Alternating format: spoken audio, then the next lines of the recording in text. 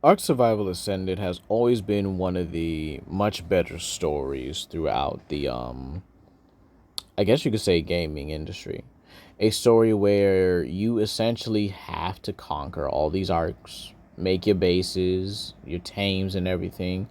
And well, yeah, you kind of just go ahead and live your life. Or you can choose to go ahead and go throughout the entire story, fighting against bosses and everything in order to progress to the next map over and over and over again until you basically win it all. But today we're going to see if Grimlock from Fall of Cybertron can do it. So let's talk about how to write it. To start off, obviously, Fall of Cybertron Grimlock, yet again, getting his own what if. And then he'll be in Transformers Animated and stuff like that. Then we'll also be giving him his own series in World War Hulk and stuff like that. So that'll actually be a pretty fun series for to write, to be honest, by the way. And yeah, I think he's actually the perfect one for this series entirely. The reasons why is because Grimlock's moral compass is that he really does his own thing. And he's not about really, I would say, following everything to everyone else's standards. He does things his own way, things that'll actually benefit everyone in the future that he sees fit. And one of the few arcs that Grimlock had was calming down and really seeing what it takes to be a leader. And this is where I definitely could see him going through that. And I think Arc is one of the few ways he could learn to mellow down, calm down, and reluctantly become something, or maybe even, just slightly willingly become something far greater than what he was in Transformers Fall of Cybertron, or even Transformers Prime Rage of the Dinobots. But let's talk about how he would definitely get there. Obviously, this is going to come from the whole space bridge explosion, and he's going to be sent through time and space. Kind of like all my other what ifs and stuff like that, where in Fall of Cybertron, the space bridge collapses and everything kind of just goes south for the Autobots and stuff like that.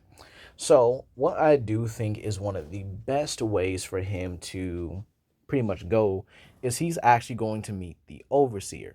Yeah, I know it's absolutely kind of crazy, but it's going to make the most sense as the Overseer is actually going to be the one to pull him out of there, or pull him out the time stream, because he needs someone like Grimlock, someone that's really willing to be fearless and to get the job done. Now, you might ask, why is that? And this is because the Overseer is afraid of actually going down there or even doing himself, as he feels like with his power level, he could destabilize the arc. So he offers Grimlock a deal. He'll help him get home, maybe even give him something greater. And in exchange, Grimlock actually goes on to save all the innocent people in these arcs. To which Grimlock is like,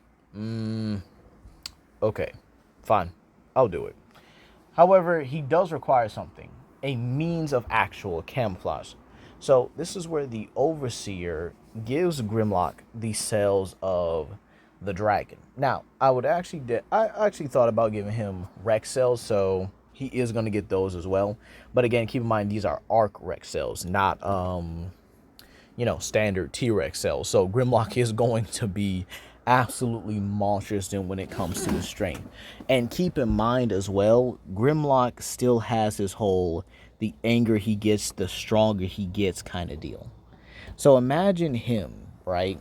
Well, might as well just say he is going to be an Alpha Rex. Yeah, that's how he's going to be.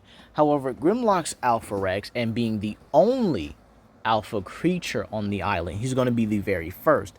And this kind of gives him his own chance to kind of be unique in his own way. So I want you to imagine the military mindset of Grimlock, being able to think plans through, tactically think, and with the fact that he is an enhanced individual when it comes to a Cybertronian, and just apply that to an Alpha Rex. Imagine an Alpha Rex that can think tactically, hunt you, and even stalk you.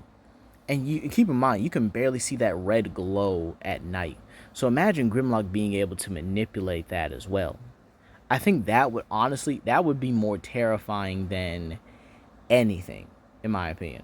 So, what is his ability going to be? I think his best ability, or the best ability I can honestly give him, is to be able to control the other Rexes. He actually controls them via a communication, or kind of like how Arachnid controlled the Insecticons in Transformers Prime. However, he allows them to still live throughout their daily lives, being able to do whatever they want. However, this comes at him being noticed by the king of the island, that being Drago Bloodvis. You see, nothing happens on this island without him.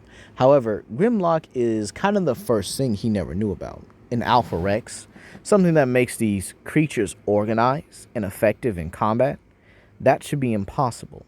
However, he'll find this out from General Gaius, who will be one of the first few people that Grimlock actually does fight. And keep in mind, General Gaius is going to lose his arm here. He's basically going to be the shockwave equivalent of you just barely escaped with your life. And so Drago would actually find this baffling and, well, would actually want to recruit Grimlock rather than harming him. So this is where he brings out his own creature, his Giga. And keep in mind, we know how the Giga is, how strong it is, how fast it is. It's the king of Arc.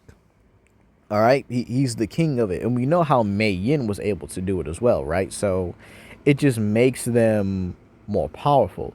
And so Drago will, kind of, I wouldn't say manipulate Grimlock, but he is going to want him to join him. So he was going to offer him a deal somehow. Maybe he takes hostages, because again, some of the Ark inhabitants are still, building villages in the jungles and stuff like that. So let's say he does take some of the inhabitants from one of Grimlock's protected villages. And this is where I do think Grimlock, after a while, and he would definitely become one of the gladiators in the pit. And this is where he meets Gladiatrix. So Gladiatrix in this one is one of Drago's best soldiers. And one thing she's attracted to is power. So imagine her seeing an unstoppable warrior like Grimlock. And yes, she is going to be the love interest. However, the time that Grimlock spends with her, he actually does begin to change her. She softens up and actually does listen to him. And this allows her to kind of see reason for him. And so, due to her love and her new dedication to him, she actually winds up helping Grimlock free Mei Yin. And this allows Mei Yin to kind of continue her story. But this means that they have to form a trio. And, well, Mei Yin is just going to have to kind of get used to the fact that she's working with a whole sentient dinosaur in a way.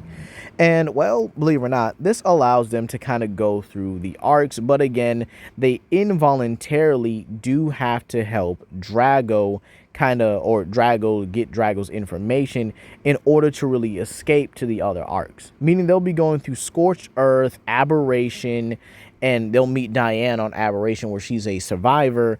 And, well, this will lead them into rebuilding, I guess you could say, the city on Extinction. However, this is where, obviously, Diane and Mei Yin's love story does play out kind of like the same, and Gladiatrix and Grimlock start to become a bit more serious. However, again, throughout this here, Drago is going to be a pain in their side. And I do think Gaius would definitely die, either on the island to where he does have like a final battle with Grimlock, or he basically dies to Gladiatrix. I think either one would be able to kill him at that point. And, well, this is where he finds, or Drago actually finds his own beast, a new one. His creature, or at least the Wyvern King, Nuntuk.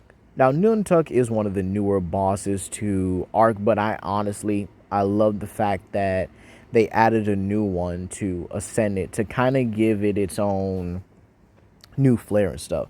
Because again, we shouldn't have to fight the dragon and the brood mother or the dragon and the manticore all the time.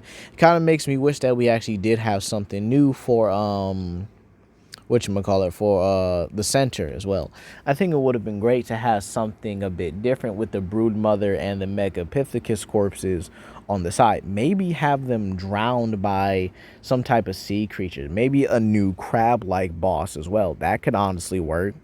Maybe you guys could have actually used the sunken world boss, which, by the way, isn't even the lava serpent. The lava serpent's actually a tameable creature, apparently. Funny, ain't it? And believe it or not, I do think that once we really get to extinction, Grimlock is really going to have to start kind of like locking in, especially when he discovers or when he actually finds out about the Titans. The Sulfur Titan, being the nicest one, kind of gets by, and Grimlock actually stumbles upon an egg of the Sulfur Titan, or at least a dead one, and it kind of hatches and it imprints on him. So Grimlock is going to have to raise a Sulfur Titan. This would actually be his one and only creature. Then we also have the fact that Grimlock will also have to go toe-to-toe with a rogue Dreadnoughtus and add his cells to his systems. This is the reason why I'm having, the whole rogue Dreadnoughtus thing, is that it kind of makes it simple for Grimlock to be able to apply element to himself.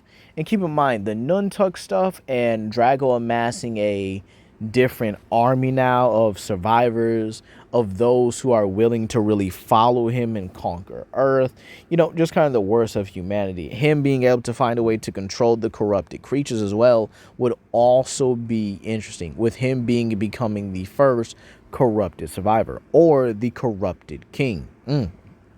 Kind of goes hard, doesn't it? Oh, by the way, if I didn't say this earlier, each of the main protagonists will have their own creatures. Grimlock just simply gets the Sulfur Titan at the end, while Gladiatrix has a Spinosaurus named Lucy. This is where Mei Yin has also her Velociraptor Woozy, and Diane has a Allosaurus named Al. Yeah, in kind of reference to like Big Al and stuff like that. So yeah, that's just going to be like the entire crew for the entire thing. Or maybe I'll give Grimlock a T-Rex that just kind of follows him around, but he doesn't ride it because, he's kind of like the same size as it. So with that being said, Grimlock would then actually utilize the dragon cells along with the element and his T-Rex cells to become the Black T-Rex, or the Titan Rex. And this will actually be kind of like a, kaiju sized version of the Black T-Rex. I know it was kind of like kaiju size, but we're putting it like Titan size, if you will.